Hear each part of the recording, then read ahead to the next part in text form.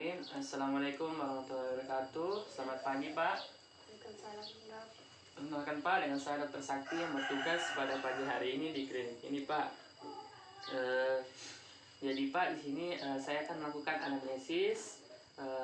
Kemudian saya akan menanyakan Bapak seputar apa yang Bapak rasakan dan keluhan, dan saya harap Bapak memberi tahu saya apa yang Bapak rasakan. Apakah Bapak bersedia? Bersedia, Dok. Baik. Kalau boleh tahu Pak, dengan Bapak siapa? Pak Damar. Pak Damar ya. Umurnya berapa tahun Bapak? 25 tahun. Alamatnya? Tarakan. Pekerjaannya? Wira swasta. Baik. Ada yang bisa saya bantu Pak? Apa keluhan Bapak? Mata saya merah, Dok, dan juga nyeri. Oh, matanya merah ya. Ini sudah berapa lama Bapak rasakan Pak? 1 hari yang lalu, Dok. Oh, 1 hari yang lalu ya. Ini keluhannya apakah dia tiba-tiba atau lama-kelamaan dia memberat Pak? Awalnya cuma gatal biasa, Dok. Lama-kelamaan memberat, Dok. Oh, baik.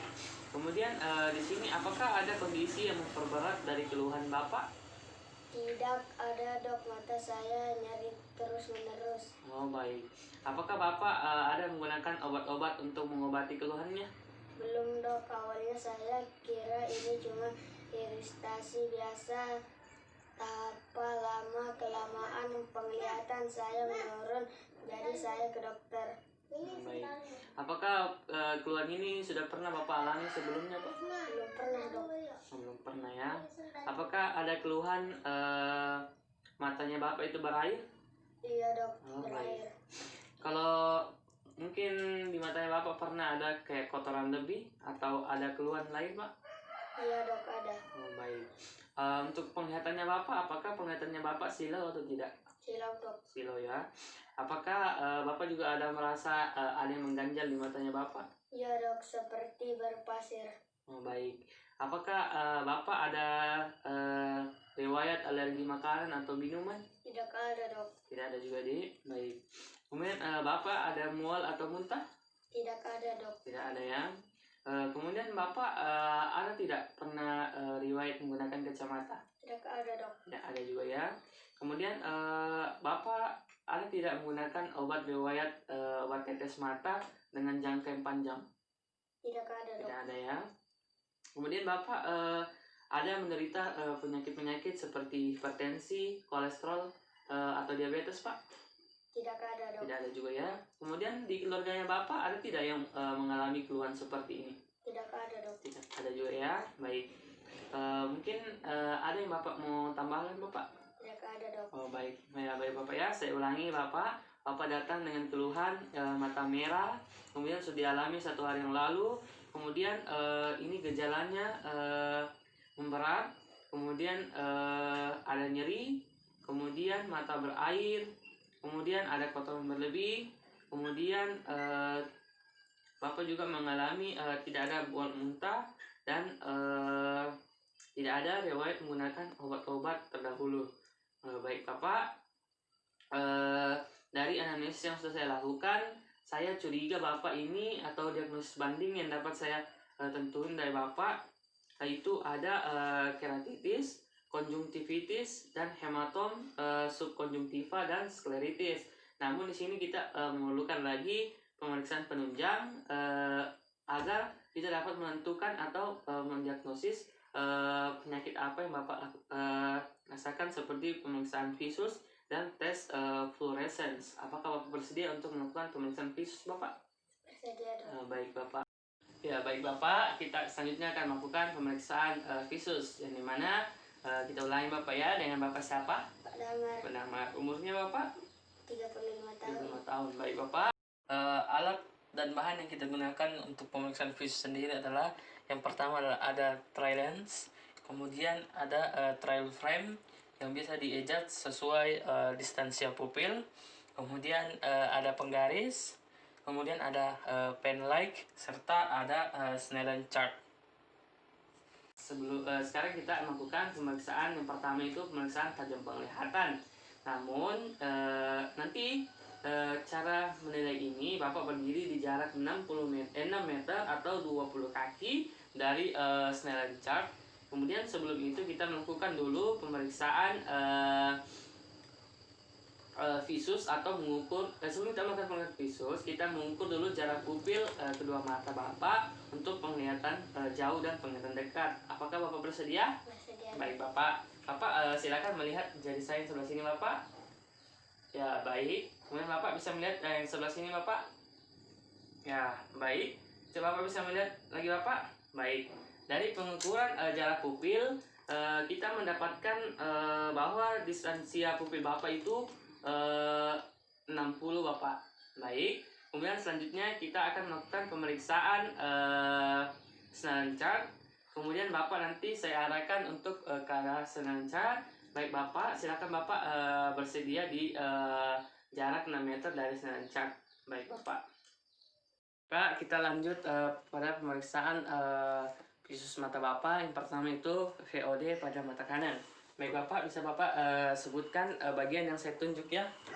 E, F, P, T, O, Z, U, P, B, O. Ya baik, pada pemeriksaan visus mata kanan kita dapatkan bahwa Bapak ini tidak dapat melihat, hanya dapat melihat pada bagian 3 atau pada visus VOD 20/70. Baik Pak, kemudian kita lanjutkan pada mata kiri. Sebelumnya saya pindahkan dulu occludernya pada mata kiri. Baik, setelah kita memindahkan occluder pada mata kiri, kita lanjutkan pada pemeriksaan pada visus mata kiri. Pada pemeriksaan mata kiri atau VOS. Baik Bapak, silakan sebut. E, F, P, T, O, Z, L, P, E, D, P, E, C, F, D, A, D, B, C, P, O. Baik, pada pemeriksaan visus mata kiri kita dapatkan bahwa Bapak ini dapat melihat pada bagian sampai ke 5 atau dengan visus VOS 20/40. Baik, selanjutnya pada pemeriksaan apabila kita dapatkan pada pemeriksaan visus tidak didapatkan penglihatan tajam 20/20, kita lanjutkan pada pemeriksaan refraksi.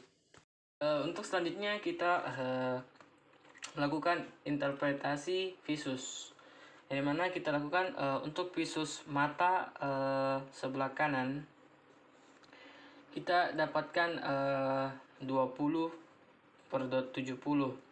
Artinya ini pada pasien dapat melihat huruf pada Snellen chart pada jarak 20 kaki, dan pada orang yang normal dia dapat melihat huruf dari Snellen chart pada jarak 70 kaki.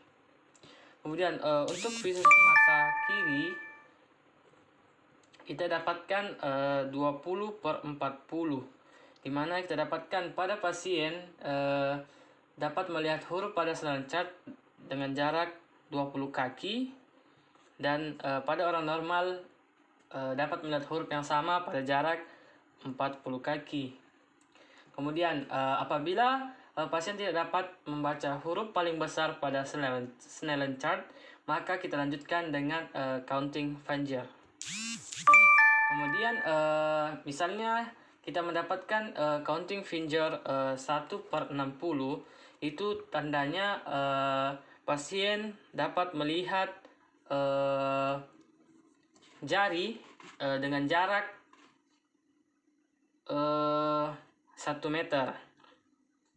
Kemudian untuk orang normal dia dapat melihat jari pada jarak 60 meter. Dan kita contoh lain itu kita dapatkan counting finger 3/60, itu tandanya pada pasien dapat melihat pada 3 meter, dan pada orang normal dapat melihat pada jarak 60 meter. Kemudian apabila pasien tidak dapat menghitung jari pada jarak 1 meter, maka kita lanjutkan dengan hand movement atau lambaian tangan. Yang dimana apabila kita dapatkan visus 1/300, itu menandakan bahwa pasien dapat melihat lambaian pada jarak 1 meter, Dan pada orang yang normal dapat melihat lambaian tangan pada jarak 300 meter. Kemudian bila pasien tidak dapat melihat hand movement atau lambaian tangan atau 1:300, maka kita lanjutkan dengan live perception. Kemudian itu kita apabila 1 per tak terhingga, itu tandanya pasien dapat melihat pada jarak 1 meter, dan pada orang yang normal dia dapat melihat cahaya pada jarak yang tak terhingga. Kemudian pada penentuan visus kita dapat menggunakan satuan kaki ataupun meter, yang dimana kita lihat pada tabel kita mendapatkan visus 20/20 itu ekuivalen atau sama dengan visus 6/6 pada satuan meter. Kenapa demikian? Kita bisa membuktikan dengan menggunakan matematika sederhana. Contohnya 20/20 dan 6/6, apabila kita bagi keduanya maka hasilnya itu adalah 1. Dari pemeriksaan mata saya, Dok. Baik Pak, dari pemeriksaan tajam penglihatan yang sudah kita lakukan tadi, saya dapatkan tajam penglihatan Bapak itu pada kedua mata Bapak tidak normal. Jadi dari hasil pemeriksaan lanjutan juga tadi, saya mendiagnosis Bapak ini mengalami penyakit keratitis Bapak. Jadi Bapak, ada yang Bapak mau tanyakan Bapak? Tidak ada, Dok. Baik Bapak, terima kasih. Assalamualaikum warahmatullahi wabarakatuh.